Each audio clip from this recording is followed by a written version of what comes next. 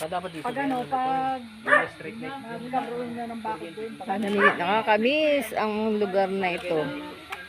Ito yung sa bahay ng mga kapatid ko. Ayan.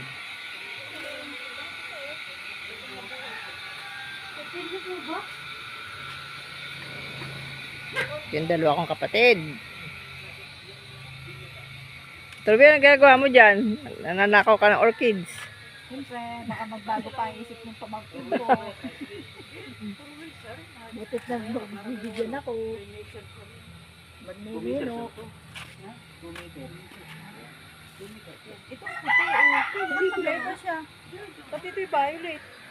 Tapos ito'y puti. Oh. Ito yun eh.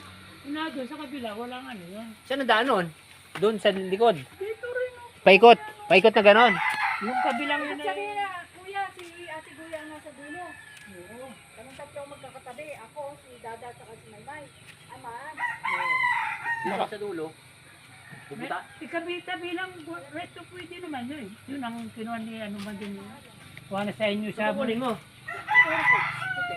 Sabi man din ninyo kayo magkasunod. Kaya ngayon bukaan at ano. Nagili si... Kaya lang nakagulo. Baka magbago pa si... Makunti ito ba lang.